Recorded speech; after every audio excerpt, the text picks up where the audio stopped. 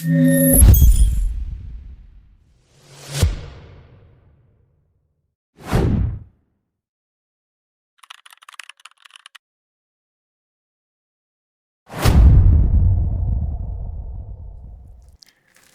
Assalamualaikum warahmatullahi wabarakatuh.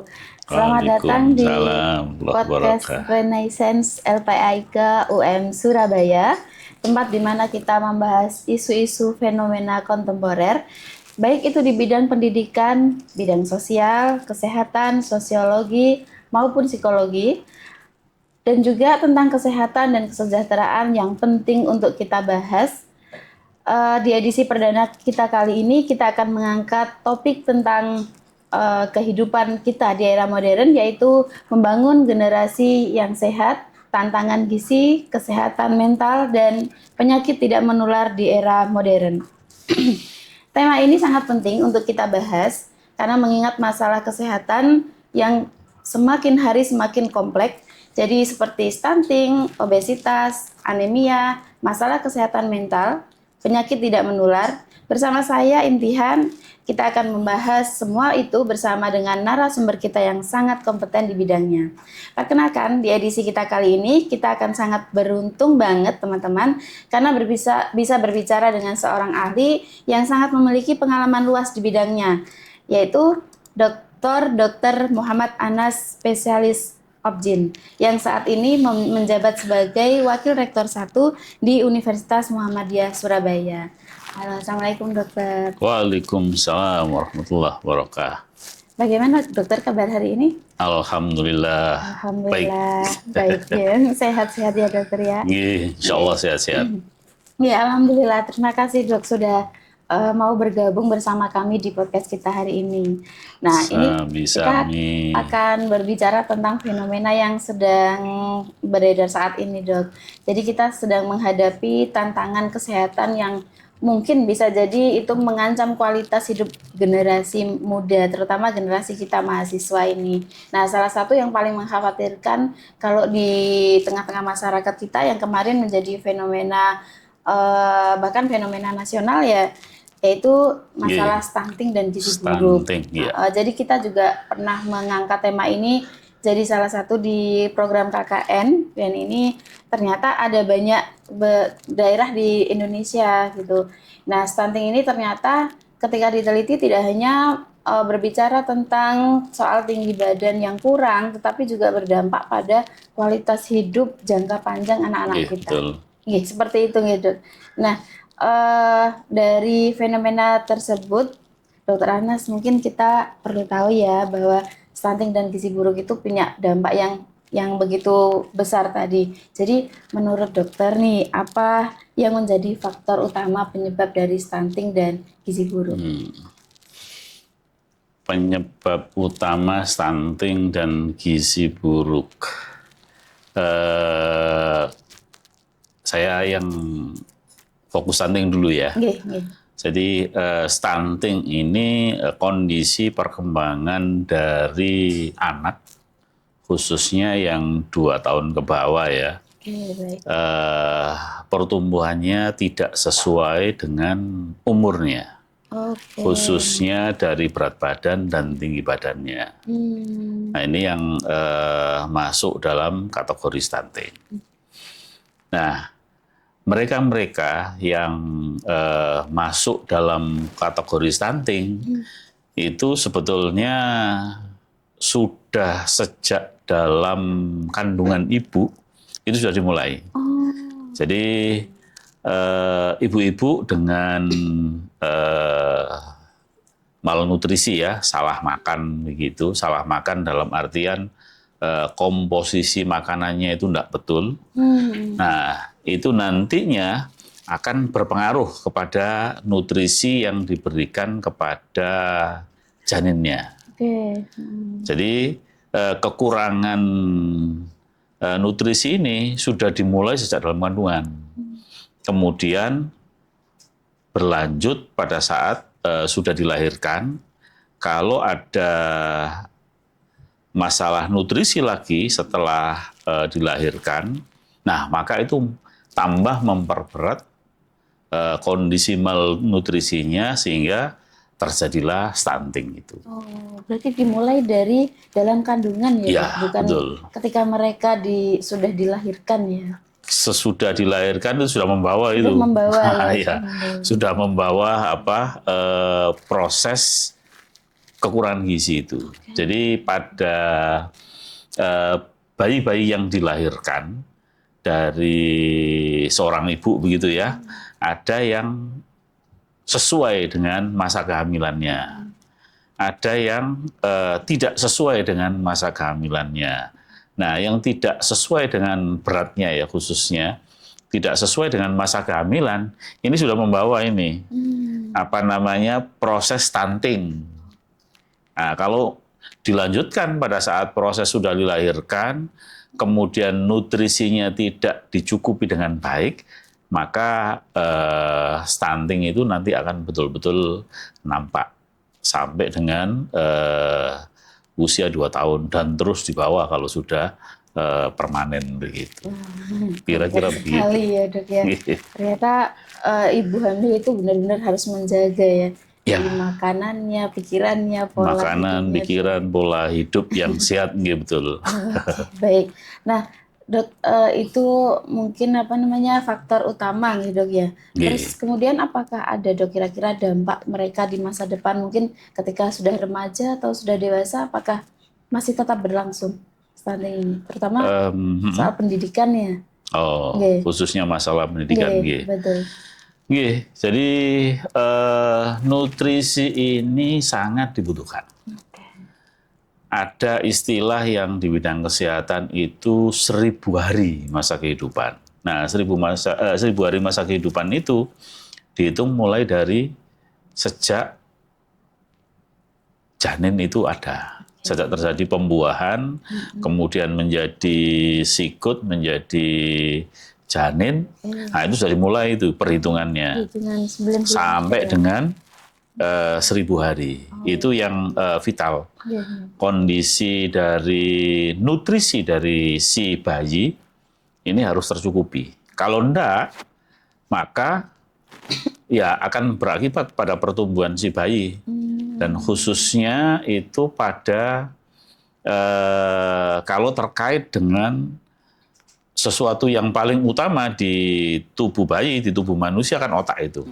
Nah, pertumbuhan otak bayi itu hampir 50% itu terjadi selama proses di dalam kandungan itu. 50% perkembangan otaknya itu. Masya Allah. Kemudian setelah lahir itu masih cukup tinggi pertumbuhannya sampai dengan usia 1 tahun. Kemudian agak menurun di usia 2 tahun. Kemudian menurun itu maksudnya bukan menurun begini, tapi yang asalnya laju pertumbuhannya tinggi begitu, nah agak berkurang begini. Jadi laju pertumbuhannya masih tinggi tapi agak berkurang. Nah setelah 2 tahun agak berkurang lagi, 5 tahun kurang lebih datar tapi ya masih ada peningkatan. Jadi khususnya yang paling tinggi kemiringannya itu adalah sampai dengan usia 2 tahun itu. Maka nutrisi, konsumsi yang untuk disediakan bagi bayi ya harus sudah cukup mulai sejak dalam kandungan itu. Dan harus dilanjutkan lagi sampai dengan 2 tahun. 2 tahun pertama itu. Paling enggak itu yang utama. Nah, si bayi kan kalau di dalam kandungan kan tidak bisa makan. Ya, makanannya kan diambil dari ibunya. Nah, maka nutrisi yang dikonsumsi oleh si ibu ini harus bagus. Kalau menurut istilahnya ya 4 sehat 5 sempurna. Kira-kira begitu. Begitu. Berarti sangat relevan ya, ibu hamil itu sangat harus menjaga dirinya karena memang sangat berhubungan dengan bayinya ya. Kesehatan bayinya, kesehatan janinnya, dan itu berdampak nanti termasuk dalam kognisinya. Kan otak ini. 50%-nya bertumbuh pesat selama dalam kehamilan. Sisanya sampai dengan 2 tahun itu yang paling. Kalau kognisinya rendah, maka kira-kira prestasi pendidikannya ya nanti akan rendah. Akan pasti berkelanjut lah. Dan kalau itu rendah, nanti kira-kira kalau berkarya di kemudian hari di masyarakat juga kira-kira produktivitasnya juga rendah. Jadi dampaknya panjang. Dampaknya panjang ternyata. Iya. Tidak hanya masalah fisik saja, tetapi tidak hanya masalah fisik, tapi juga kognitifnya. Baik. Nah itu teman-teman, subhanallah luar biasa sekali ya. Ternyata stunting itu tidak hanya berdampak pada fisik saja, tetapi juga sangat dampak dengan kognitifnya. Ini gitu. Dalam aspek pendidikan dan sosialnya seperti itu. Nah terkait itu stunting, kalau gizi buruk masih juga berarti ada hubungannya dong, Dok? Kalau gizi buruk, ya stunting tadi salah satu akibat dari gizi buruk. Gizi buruk yang dialami oleh ibunya. Dialami oleh ibunya. Kemudian setelah lahir, kalau masih ada gizi buruk lagi, selama masa lahir sampai 2 tahun itu, ya malah memperberat lagi itu terhadap kondisi stuntingnya. Kalau terus berlanjut lagi, ya jelas sangat berpengaruh, untuk si bayi yang bertumbuh kembang ini akan berkurang. Dan satu hal lagi, bila ada bayi yang di dalam kandungannya sudah terganggu nutrisinya, sehingga perkembangannya itu tidak bagus, maka di kehidupan berikutnya nanti setelah lahir itu dia juga gampang kena penyakit. Mudah sakit. Ya, mudah sakit. Imunnya mungkin ya? Dari sisi imunnya iya, dari sisi genetisnya, proses pembelahannya dan segala macamnya itu di saat proses itu juga berpengaruh sehingga gampang kena penyakit, khususnya penyakit-penyakit yang kita kenal sekarang itu, penyakit tidak menular, diabetes. Nah itu sudah terprogram sejak dalam kandungan karena kekurangan nutrisi tadi selama dalam kandungan. Ibarat kayak takdir gitu udah ditetapkan. Sebetulnya kalau nutrisinya pada saat itu baik, takdirnya mungkin tidak jadi buruk-buruk amat begitu. Menjadi sedikit terbantu begitu. Iya, terbantu. Ini juga termasuk berarti para suami juga harus punya peran ya, Dok, ya, untuk jaga, harus itu ya. Iya. Si ibunya yang mengandung dan memproteksi pertumbuhannya di dalam kandungan. Nah, si suami bapaknya ini harus memenuhi kebutuhannya itu. Betul. Kebutuhan ibunya sekaligus kebutuhan bayinya. Kira-kira begitu. Sangat berpengaruh itu. Nah, itu teman-teman luar biasa sekali ya. Jadi kita juga harus memperhitungkan kalau kita mau termasuk merencanakan kehamilan itu, Dok ya. Harus merencanakan jangka panjangnya itu harus dipikirkan dulu.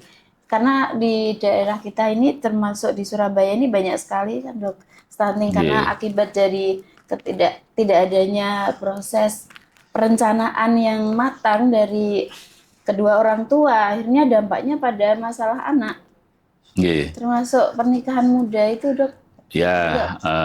Pernikahan muda ini dengan sendirinya juga akan berpengaruh karena secara mental mungkin belum siap untuk menjadi orang tua, maka kemudian abai terhadap apa-apa yang mestinya harus dipersiapkan dengan baik.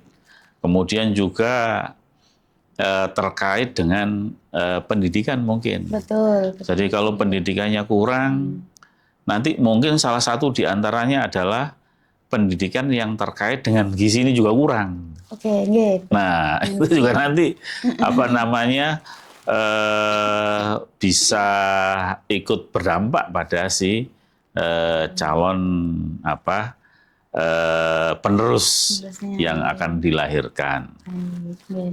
Dan dengan sendirinya ya kualitas hidupnya, ya gampangannya sosial ekonominya dari generasi berikutnya ini menjadi tidak seperti yang kita harapkan.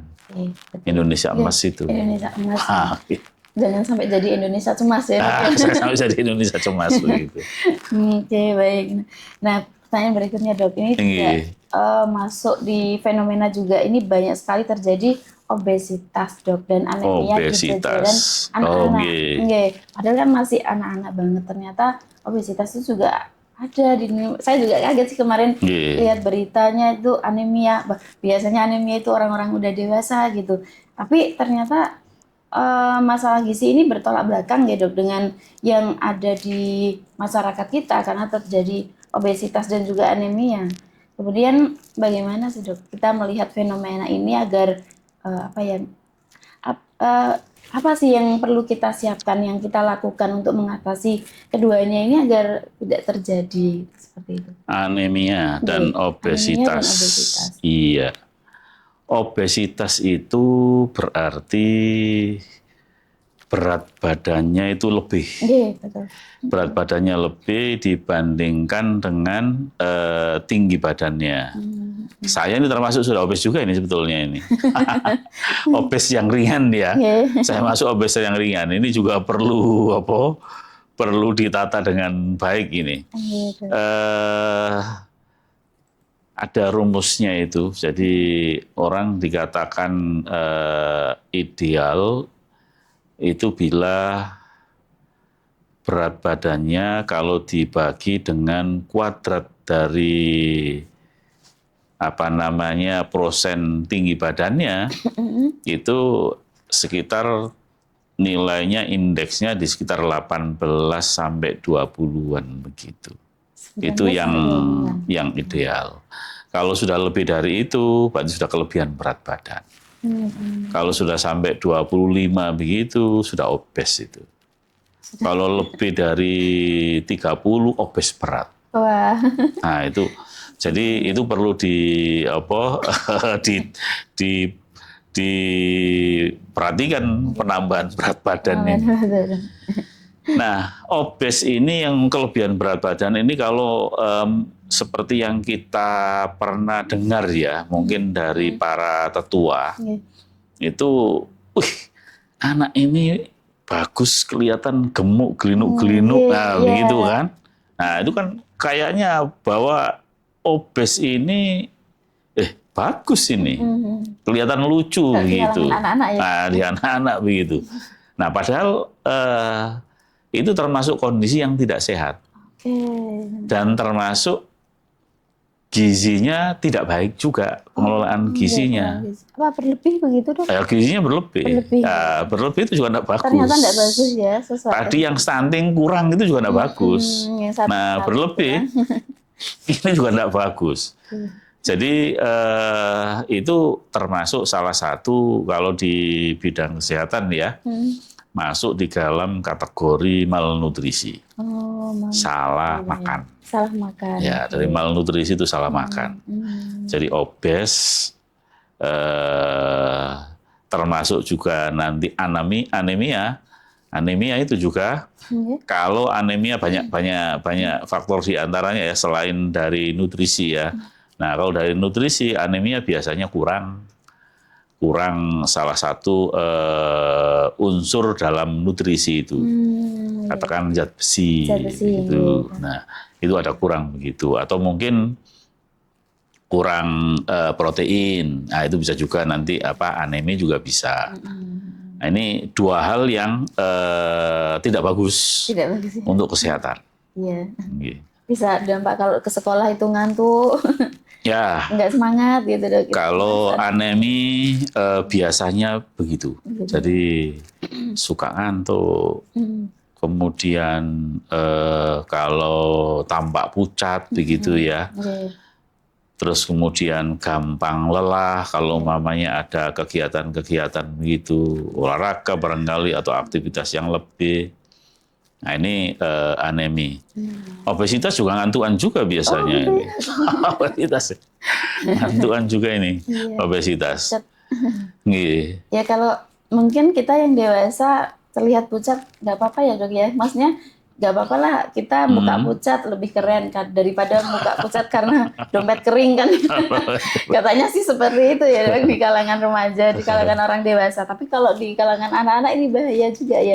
Ya, masuk kategori bahaya. Bahaya. Karena bisa sangat berdampak dengan pendidikan mereka. Ya, dari ke pendidikan juga jelas berpengaruh. Kalau umpamanya malnutrisi yang kayak khususnya yang anemia, dia nanti berpengaruh pada daya serap. Daya serap terhadap informasi yang didapatkan, kognitif itu khususnya. Itu demikian. Kalau obes itu nanti ada dampak-dampak yang lain terkait dengan katakan diabetes, itu bisa jadi diabetes nanti pemicunya. Jadi orang yang obes itu nanti akan dibutuhkan satu, kalau di dalam ini ya ada satu zat yang bisa menangkap gula yang dikonsumsi itu untuk diolah di dalam tubuh untuk disalurkan tempat yang betul.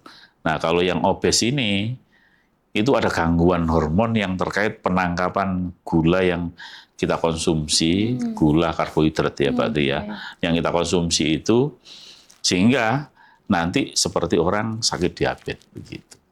Itu yang obes. Bahaya juga ya? Ya bahaya. Dibiarkan bahaya. Dan berpengaruh juga ke kesehatan jantung juga. Nah, itu juga.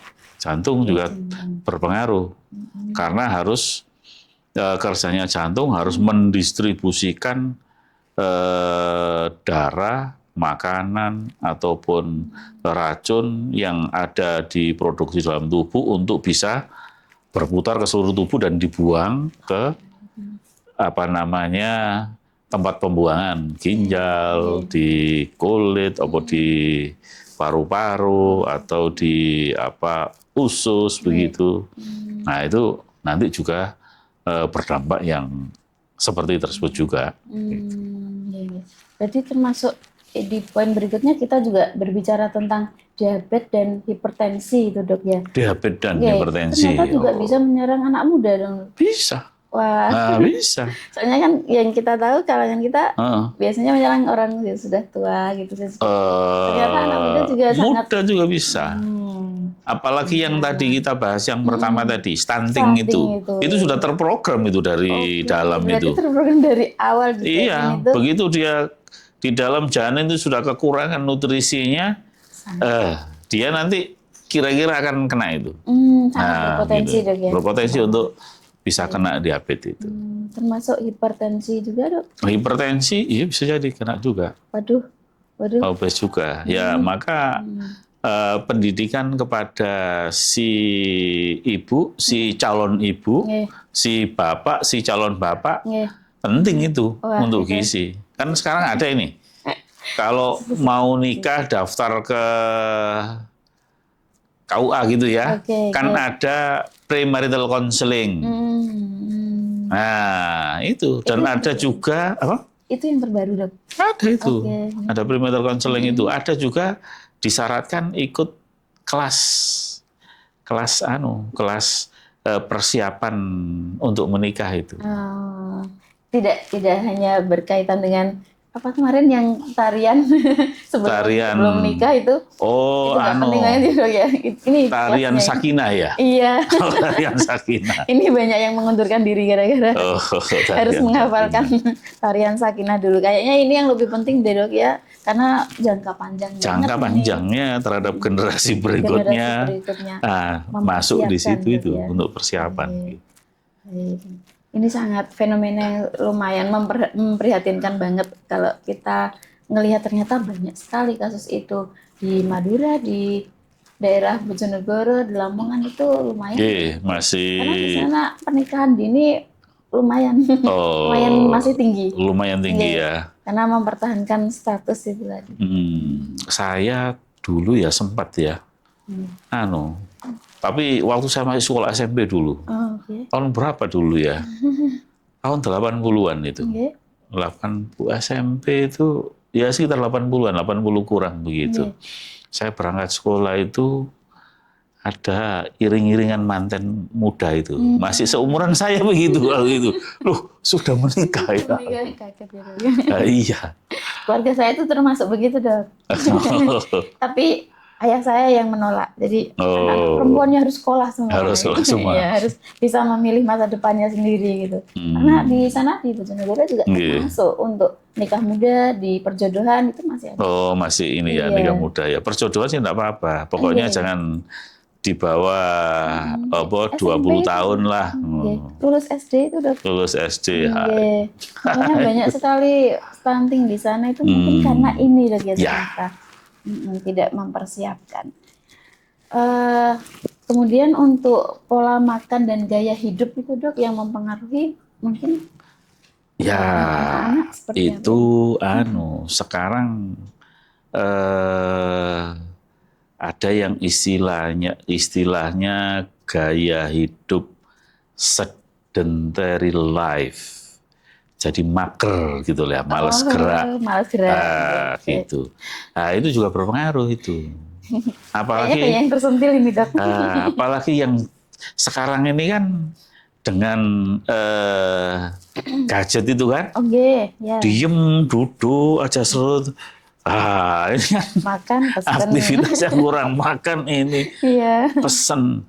Dan yang kategori enak-enak begitu kan, enak itu kan biasanya ya ada lemaknya agak banyak, bisa juga manisnya itu yang agak banyak. Nah ini kan obes tadi itu jadi itu. Dan ini ada penelitian ini. Ada penelitian yang dilakukan mahasiswa FK UM Surabaya itu salah satu di antaranya. Jadi gaya hidup sedentary life yang mager itu dengan hasil cek gula darah yang menggambarkan diabetes itu cenderung kacau itu. Jadi secara penelitian sudah terbukti itu bahwa gaya hidup yang sedentary life, yang termasuk lifestyle kan ya. Nah, ini juga ke diabetes jadinya nanti. Gaya hidup modern. Iya, gaya hidup modern anak muda zaman sekarang kan gitu. Kalau kita dulu mau nonton TV kan mau ganti harus ke maju ke depan dulu. Sekarang semuanya serba remote. Serba remote ya bisa. Belum lagi HP yang luar biasa mempengaruhi kita banget gitu. Ya, kita cukup duduk di satu tempat, nanti sudah bisa pada berdatangan itu yang kita inginkan. Betul. Mau makan tinggal pencet. Mau belanja tinggal pencet. Sampai nggak kenal tetangga bahkan kita ya fenomenanya. Seperti itu. Nah, baik, Dok. Untuk menanggulangi masalah kesehatan, termasuk juga pendidikan tentang gizi yang kita bahas tadi itu, kira-kira apa ya, Dok, langkah konkret kita sebagai masyarakat, sebagai orang tua juga, termasuk sebagai guru dalam lembaga pendidikan seperti itu untuk membantu membangun generasi yang lebih sehat dan produktif? Ya di tempat-tempat pendidikan kan, ya mesti bisa itu. Jadi kita perkenalkan yang namanya nutrisi atau gizi itu. Ada karbohidrat, padi, tepung, gula itu kan. Kemudian ada lemak. Lemak itu ya minyak, gaje dan yang lainnya kan. Terus ada protein ya. Protein bisa daging, bisa telur, bisa ikan, bisa ada biji-biji juga yang ada protein. Nah ini kan yang perlu ini. Terus ada vitamin. Itu dari buah, dari sayur, itu ada kemudian mineral. Mineral yang dibutuhkan salah satu di antara yang kita sebut tadi itu besi untuk anemia itu kan. Nah, itu kan termasuk mineral. Di samping mineral yang lain ada bagian dari garam, ada natrium, kalsium untuk tekanan darah. Nah, itu juga dibutuhkan. Nah, ini sudah mulai kita perkenalkan termasuk asal muasalnya. Oh, kalau karbohidrat itu kayak apa? Sirup, kayak gula, kayak gulali. Nah, ini kan sumber karbohidrat. Tapi yang bagus karbohidrat yang kompleks. Karbohidrat yang kompleks itu dia baru bisa digunakan kalau diolah tubuh dulu. Jadi contohnya pisang, mamanya begitu ya, atau mungkin ubi, atau beras begitu. Itu tidak berupa gula langsung, tapi harus diproses dulu di dalam pencernaan itu agar bisa dihasilkan gula. Nah, sehingga kandungan karbohidrat yang kompleks itu cenderung banyak seratnya. Kalau gula kan kayak sirup itu kan tinggal minum gitu aja, nggak ada apa-apanya itu. Nah, kalau kayak pisang, nah kan masih ada serat-seratnya itu. Itu juga membantu apa namanya menjadi pola makan yang sehat. Kemudian kalau protein ada yang dari tadi apa tadi itu daging ya, dari telur, dari ikan, dari biji-bijian. Nah, sebetulnya kalau mau milih begitu, dari ikan itu jauh lebih bagus daripada dari daging.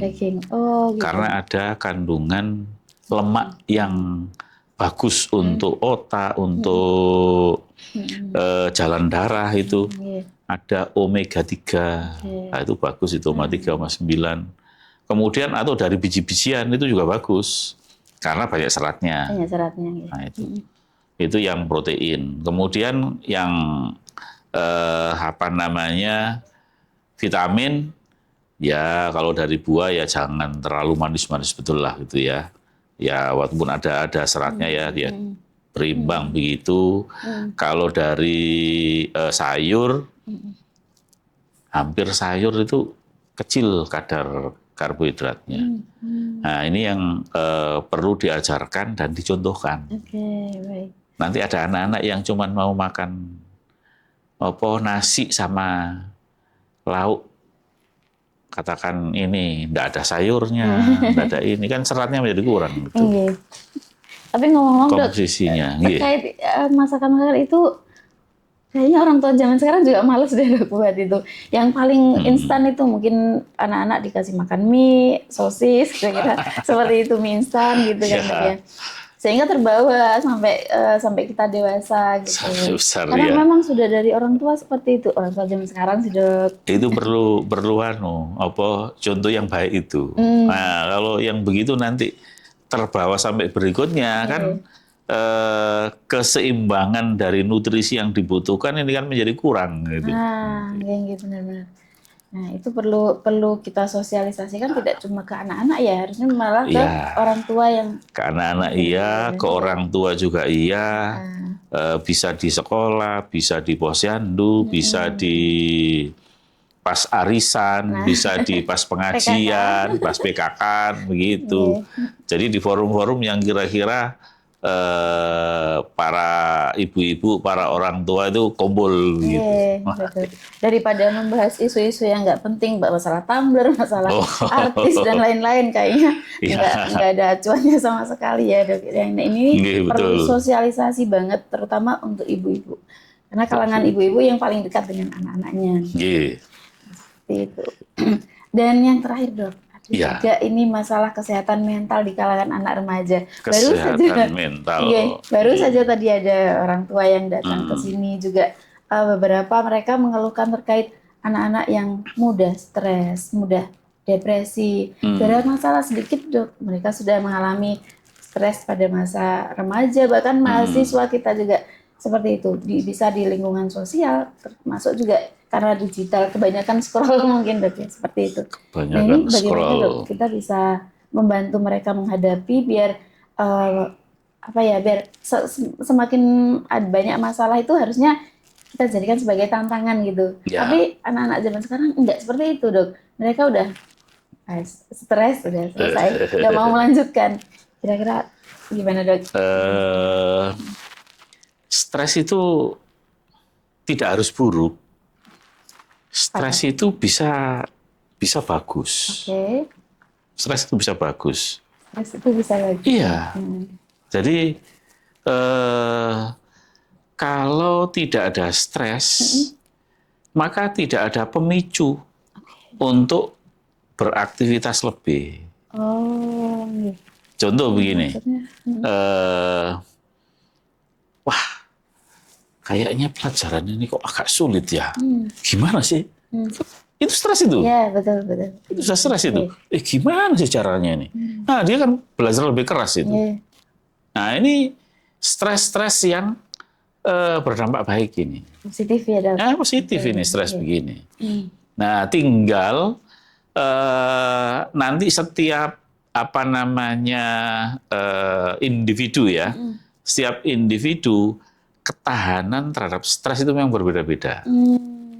Nah, ketahanan, si ini tuh kalau dikasih beban sekian, masih kuat itu.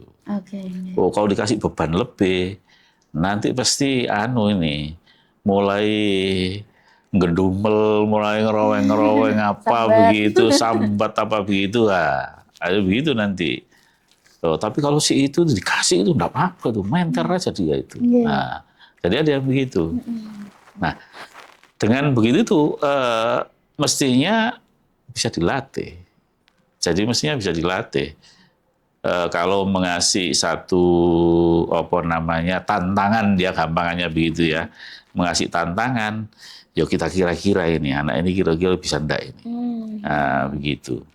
Nah, cuman kalau dengan era yang model sekarang ini, tantangan itu dia buat sendiri. Dia nyari sendiri, nyari tantangan sendiri. Dengan scroll, dengan informasi yang segitu banyak, dengan aktivitas grup barangkali yang segitu banyak dia tampung semua. Ini kan mencari masalah sendiri sebetulnya. Nah, itu yang perlu kita arahkan sebetulnya kalau dari anak-anak ya. Ini loh tempat-tempat yang bagus. Inilah grup-grup yang bagus. Grup-grup yang model begitu itu nanti bikin kamu bermasalah. Tinggal anaknya ini nanti gimana proses penerimaannya. Nah, cuman itu saja sih. Jadi bisa menampung dan memilah informasi itu dengan baik. Ya otomatis ya dari kita yang para tetua ya, gampangan begitu ya, itu bisa memberikan arahan, bisa memberikan contoh, bisa memberikan latihan begitu ya, bisa memberikan rambu-rambu mana-mana yang bisa dikunjungi sama mana-mana yang tidak. Pertama sih itu kalau untuk melatih. Tapi kalau sudah kejadian ya beda lagi. Harus ada penanganan ya, Dok. Iya, kalau kejadian ya beda. Iya, betul. Gitu. Karena memang sebutan generasi sekarang itu generasi strawberry. Generasi strawberry. Cantik di luar tapi rapuh di dalam. Istilahnya kalau Dr. Anas generasi durian mungkin ya. Saya generasi apa ini? Apa, Dok?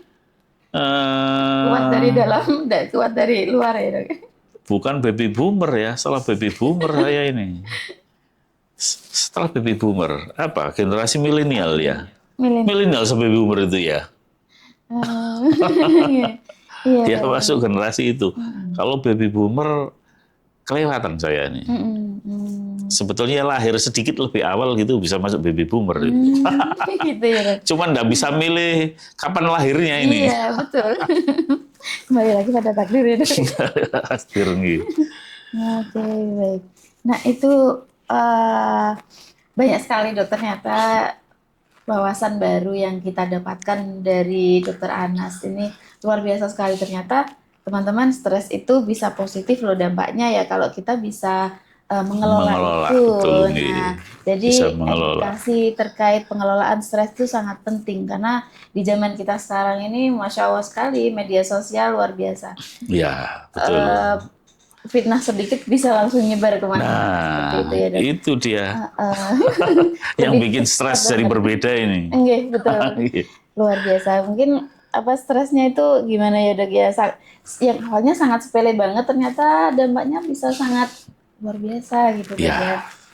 Beda banget dengan pergeseran generasi ya, Dok ya. Itu berbeda pada zaman sebelum internet itu begitu marak ya. Kalau internet sebetulnya sih saya kenal internet itu tahun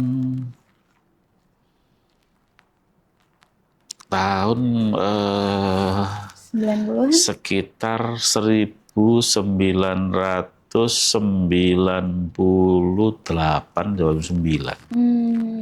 Waktu saya sekolah spesialis. Itu baru kenal internet itu saya.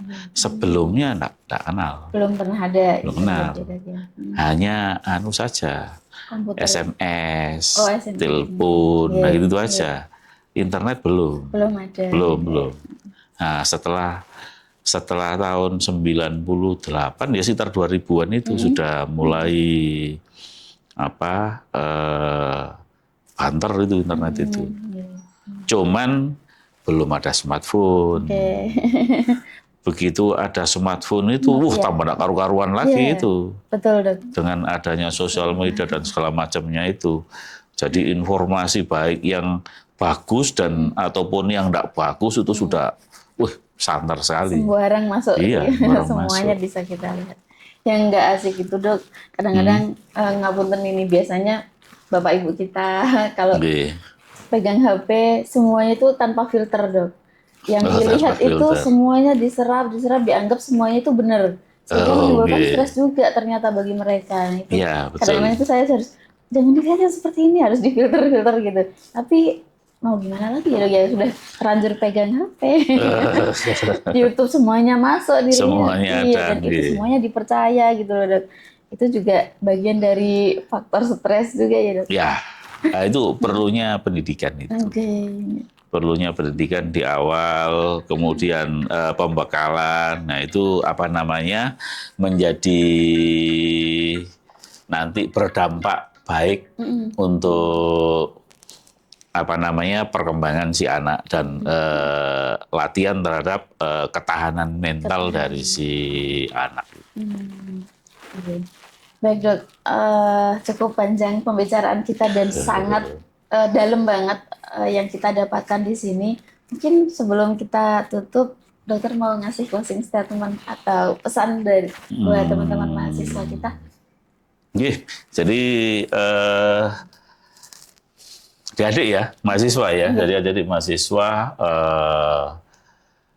Informasi itu akan menjadi baik bila informasi ini kualitasnya baik. Tapi kalau informasi ini kualitasnya tidak baik, maka ya nanti akan berdampak tidak baik kepada kita.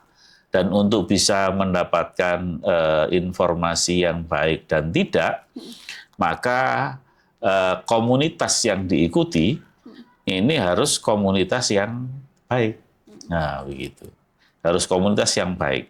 Itu nanti akan bisa berpengaruh pada khususnya nanti terhadap lifestyle kita. Jadi kita tidak gampang terkena penyakit-penyakit yang terkait dengan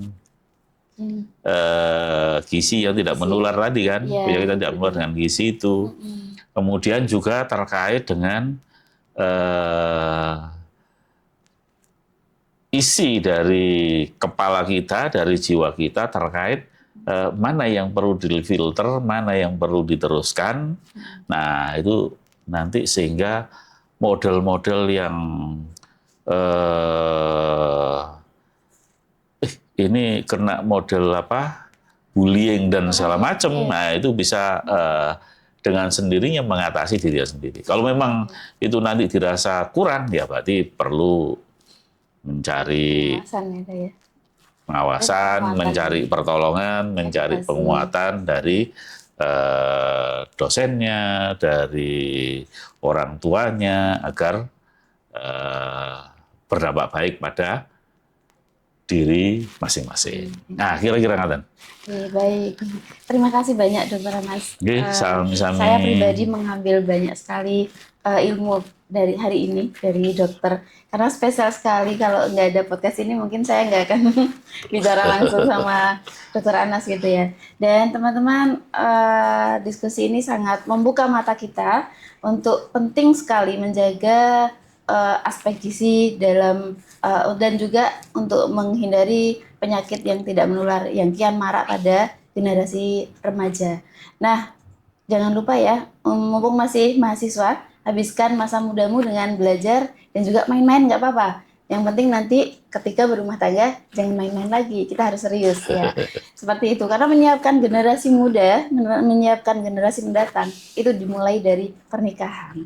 Nah, kita buat perubahan karena kita semua punya peran, mulai dari diri kita sendiri, mulai dari sekarang, dan mulai dari yang terkecil. Terima kasih juga untuk semuanya teman-teman tim dan juga para pendengar sudah mengikuti kita diskusi kali ini. Terima kasih Dokter Anas, luar biasa sekali. Sami-sami. Sampai jumpa di edisi kita berikutnya. Jangan lupa untuk terus menjaga kesehatan. Salam dari LPAIK UM Surabaya. Assalamualaikum warahmatullahi wabarakatuh. Waalaikumsalam warahmatullahi wabarakatuh. Alhamdulillah.